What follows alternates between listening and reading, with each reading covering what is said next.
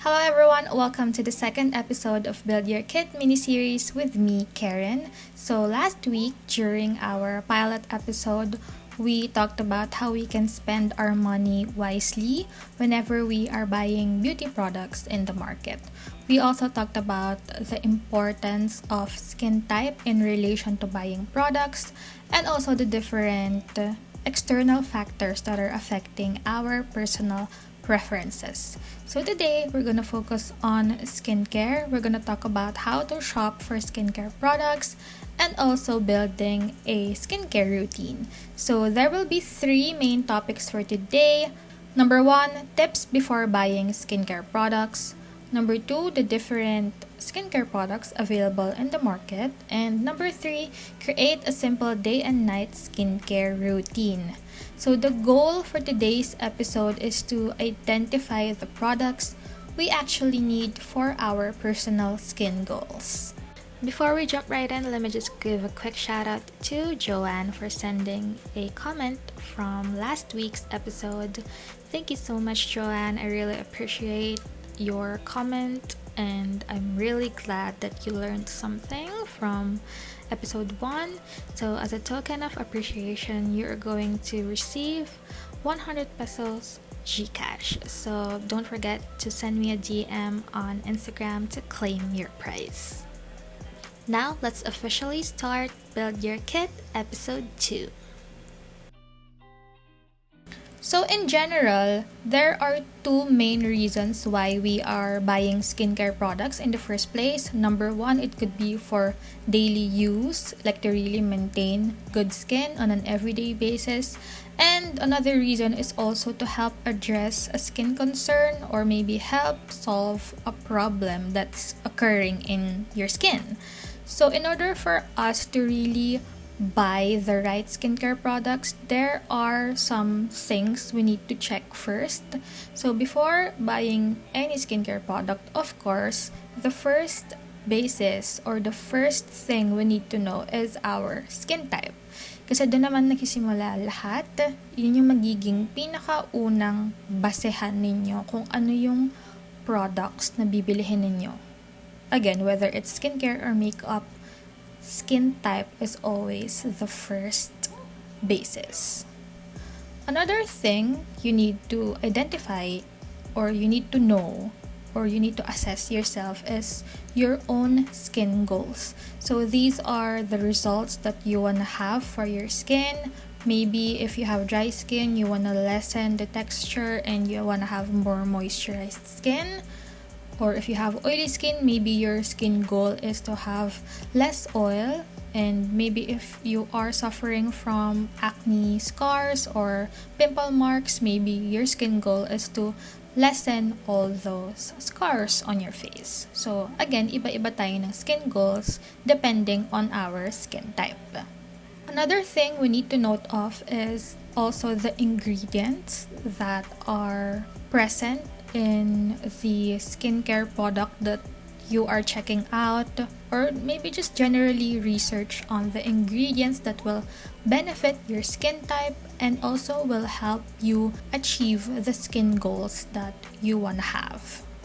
So next question is, where do we shop for skincare products? So obviously there are two main channels when it comes to shopping: physical stores and online stores. So it doesn't really matter kung saan kayo dapat bumili. It's just that parehas silang may pros and cons. So of course, if you're buying skincare products inside a physical store, let's say hindi pa pandemic or this is during the pre-COVID times. Normally inside the skincare shop, you have all of these testers on display. You can really feel and really see kung ano yung texture ng skincare product. Is it something you're comfortable to use? And also have a better look kung gaano ba, like for example, you're very particular about the size of the bottle or maybe the jar. You can also see that in person. Another benefit is that yung nag-a-assist inside the store or maybe the consultant, kumbaga, since mas alam nila yung products na binibenta nila, you can ask more questions kung ano bang benefits yung makukuha mo dito or kung paano siya gamitin. If there's a particular con when it comes to buying inside physical stores, it's probably the aspect of the consultant doing hard selling. This is very common inside Watsons, and I'm pretty sure a lot of you are able to relate, whether it's inside Watsons or department stores in general. Kasi yung mga nag-a-assist sa atin minsan, they are really focused on really making sure that you are gonna buy the product. So sometimes it throws us off, or parang siguro, I guess it just really depends on the person. But for me kasi personally, sometimes it comes to a point na parang pinipilit ka na nung nag-a-assist na bilihin yung product. Pero nasa decision phase ka pa lang. So, yun lang siguro yung con na nakikita ko when it comes to physical stores. So, siguro just be careful in really deciding kung magpapabudol kayo or hindi. Now, when it comes to online stores naman, ito yung pinaka-beneficial nowadays that we're in the middle of a pandemic and it's not always advisable to go outside of the house. So, most of us right now are depending on online shopping regardless of whether it's beauty product or even groceries, diba? Online na siya lahat. However, probably the only con that I could think of when it comes to online shopping for skincare products is the expectations versus reality, especially if you're gonna buy something that you haven't really tried before. If it's a restock or maybe something that you've already tried before and you just wanna repurchase something, then there's no problem in that. Online shopping, I guess, is beneficial for that kind of scenario. However, if you're trying something new and you really have no idea how it feels, kung ano yung size ng product, things like that, sometimes baka maging iba yung expectations natin versus sa kung ano yung makita natin in person. So, yun lang naman when it comes to online stores.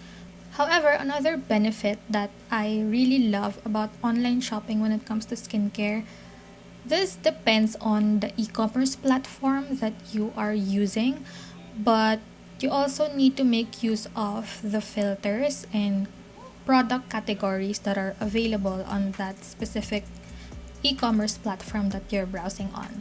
Let's say, for example, Beauty Manila. If you browse their website, makikita nyo na under skincare, nakakategorize lahat ng products, like nakahiwala yung mga cleansers, nakahiwala yung mga toners, moisturizers, serums, sunscreen, etc. So, you have a better browsing experience, I guess, kasi if you're just looking for a particular product, then you can just go to that specific category.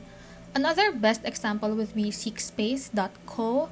So this one, they do have Shopee and Lazada, but I really like their website kasi aside from you can categorize the skincare products, you can also browse depending on the skin type and skin concern. So talagang very specific, like for example, maybe you're just looking for products for dry skin, you can just click the skin type tab, and then under that you can check out the different skin types, and also under skin concerns you can see meron like for anti-aging, meron for dehydration, for redness, etc. So disclaimer, I'm not being sponsored by Beauty Manila or Seekspace Co. It's just that based on my experience as a consumer, itong dalawang websites yung pinaka nagustuhan ko yung experience. Kasi when it comes to Shopee and Lazada, sometimes hindi ko nakikita yung product info or may ibang sellers na hindi complete yung details. So when it comes to very specific na skincare website, I guess ito yung talagang benefits na makukuha ninyo and yung ease of shopping and experience na makukuha ninyo. Next, when it comes to picking a particular brand, I guess it doesn't really matter as long as the product is effective. But for me, when it comes to picking a brand, reputation is really important. So normally, I would always go for a brand that's already known in the skincare world. Kasi normally yung mga bigger companies, they've been in the skincare game for so long, and meaning they've done a lot of extensive research as manufacturers and as a company producing skincare products. So, kumbaga, yung trust mas napupunta dun sa mga bigger brands that I know. However, of course, we have to address the fact that not everyone is privileged enough to buy expensive skincare products. So, I guess the bottom line is that if you're not able to buy from these bigger companies na medyo mahal yung products nila, go for a brand that really has a good reputation, and make sure that the products are also FDA approved. Kasi syempre, we also want to make sure that the products we're using on our skin are safe.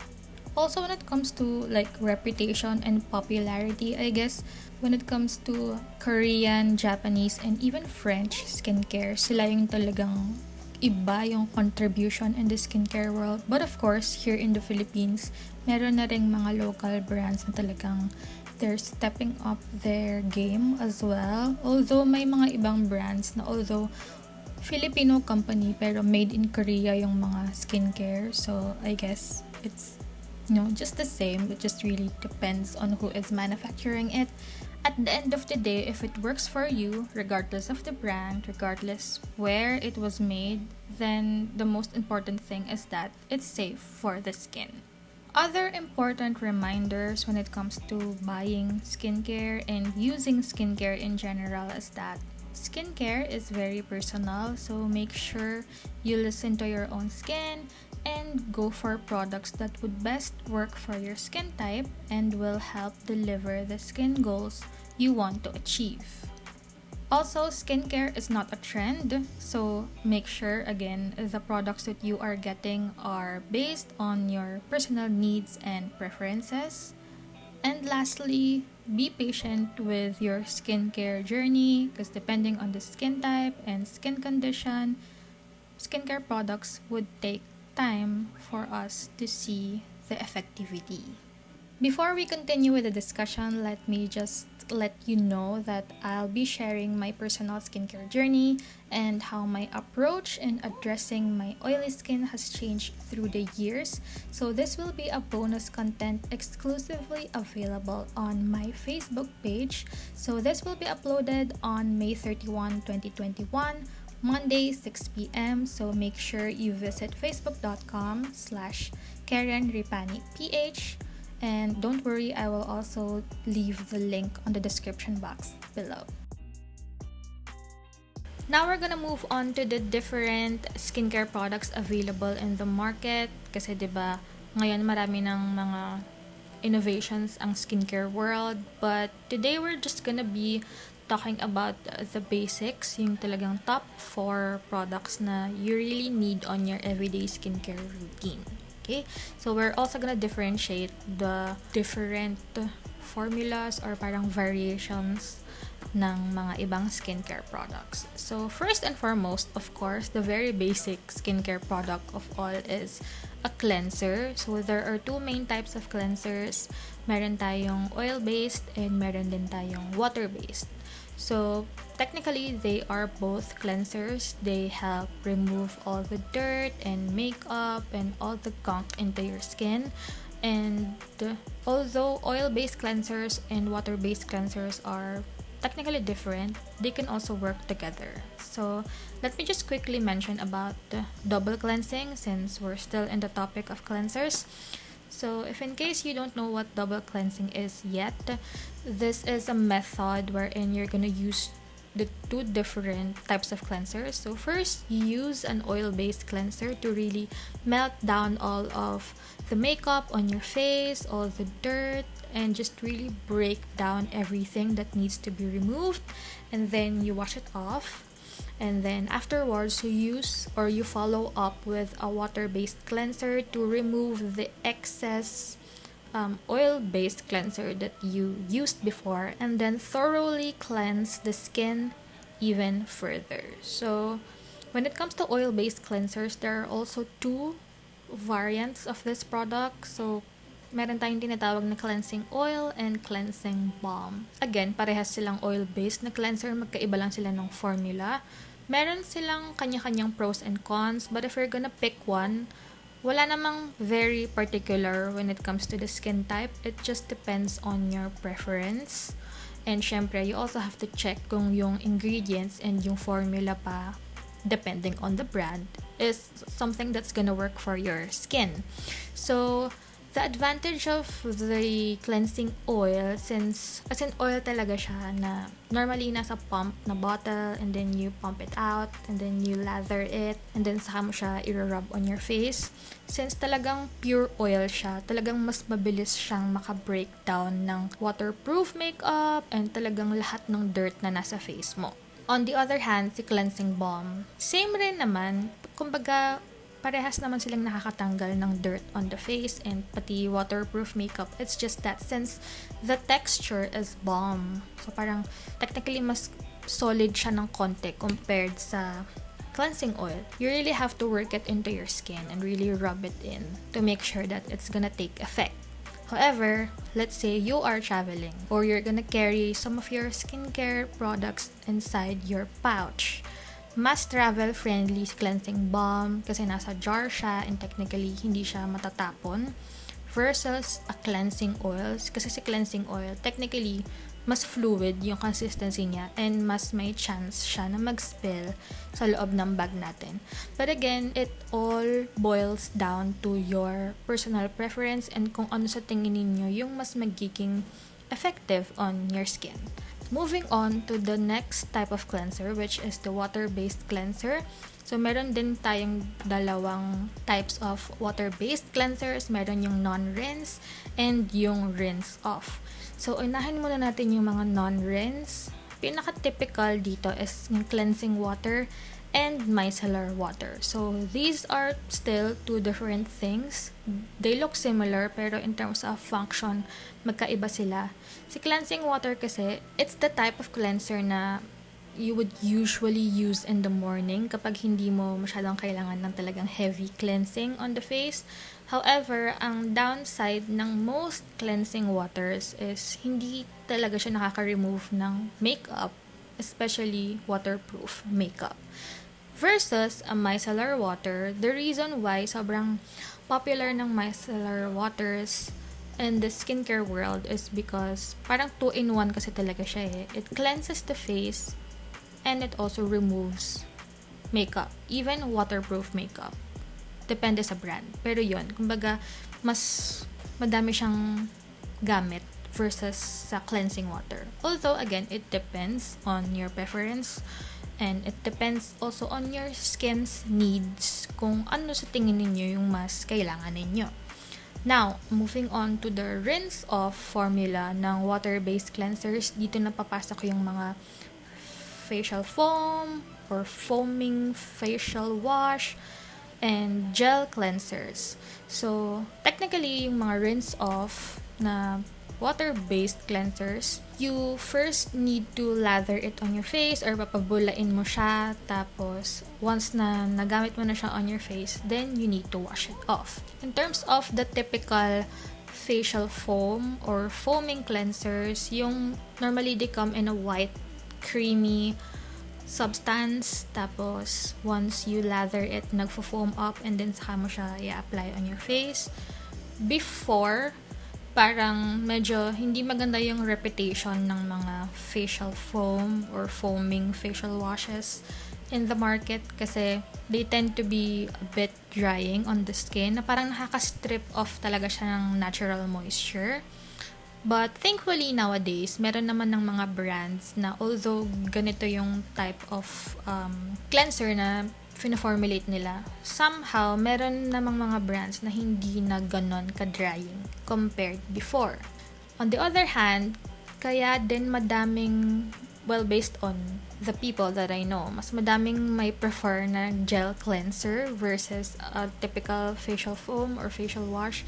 Kasi in general, yung mga gel type na cleansers, although hindi siya masyadong mabula on the face, talagang very gentle siya on the skin, hindi siya nakaka-dry, and hindi mo feel yung talagang squeaky clean after mong hugasan yung face mo. So again, it depends on the needs of your skin and your preference kung ano sa tingin ninyo yung mas gusto ninyong gamitin. So, going back dun sa topic natin kanina, when I mentioned double cleansing, do you need to do double cleansing? Based on my understanding when it comes to this cleansing method, mas beneficial kasi siya for those people who are wearing makeup on a daily basis talaga. Kasi nga naman, when you're gonna use an oil-based cleanser, pinaka-benefit na makukuha mo dun is yung mabilis na pag-break down ng makeup, whether it's regular makeup or waterproof makeup. Personally, I would recommend you guys try out double cleansing, but for some people, I guess it's not totally required.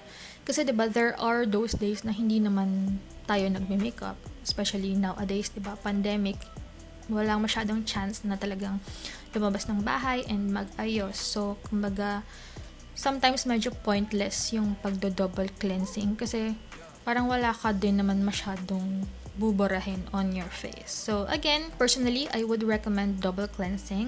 It's actually very helpful, but again, it just really depends on the amount of makeup you are wearing on a daily basis and your lifestyle.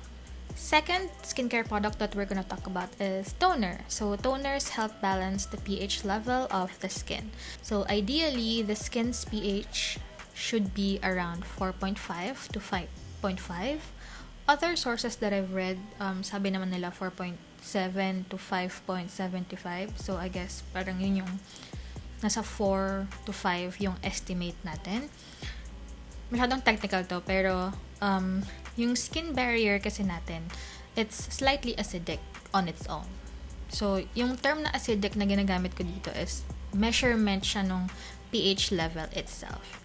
So normally kasi pagkatapos nating mag-cleanse ng face, and kumbaga talagang na-expose yung skin natin to too much water, nagkakaroon ng imbalance yung pH level ng skin natin. This problem also occurs especially kapag talagang drying din yung cleanser na ginamit natin. Kapag hindi kasi balanced yung pH level ng skin, pwede siyang maging sobrang dry or pwede rin siyang magkaroon ng inflammation. So for some people, they think that toners are essential in the skincare routine. Other people, it depends. Some people, they don't really use a toner, and it's totally fine kasi again, it depends on our own approach on skincare and kung ano sa tingin mo yung mas kailangan ng skin mo. Next skincare product that we're gonna talk about is moisturizers. So there are two basic kinds of moisturizers. There's the lotion or cream type, and we also have like the water-based or gel type consistency.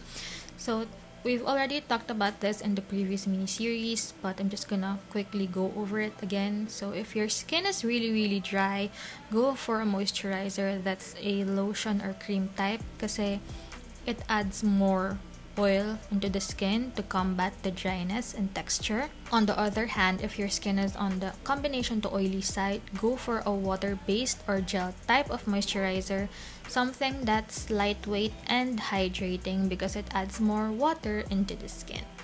Last but not least, we have the most important skincare product, sunscreen. So, meron tayong dalawang klase ng sunscreens, mineral or sometimes called physical and chemical sunscreen.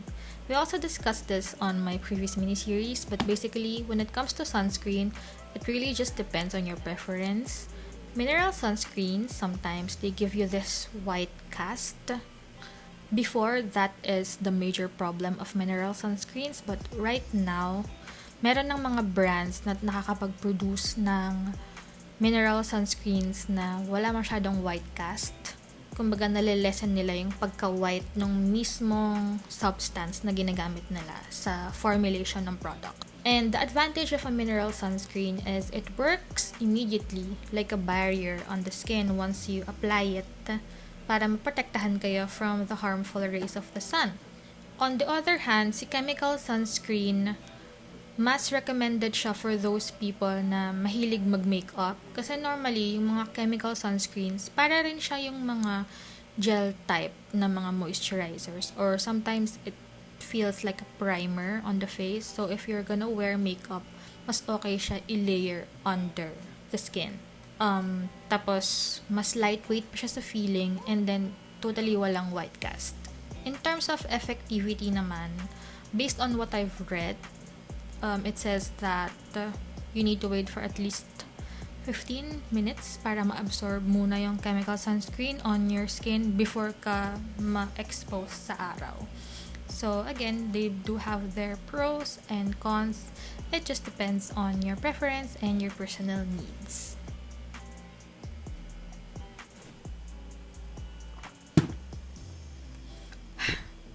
Okay, so before we continue, if you are enjoying today's episode so far, please don't forget to post on your Instagram stories. You can include the official hashtag Build Your Kit with Karen so that I could see you guys and I could also repost it on my Instagram account. Yeah, and now let's move on.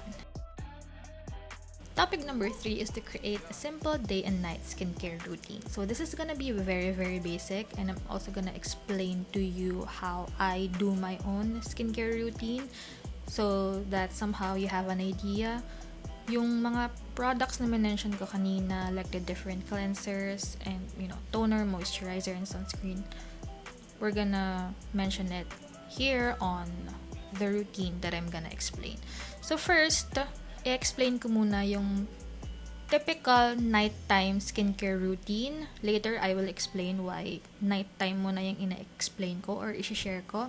So, let's say, after a long day, galing ka sa work, or maybe galing ka sa school, let's say, walang pandemic, or lumabas ka ng bahay, or let's say, pwede rin naman nating i-include ang pandemic day. So, let's say, lumabas ka, na-expose ka outside, you're wearing makeup, and now, you're gonna do your skincare routine at night. So, the first recommended thing for your nighttime skincare routine is to do a double cleansing.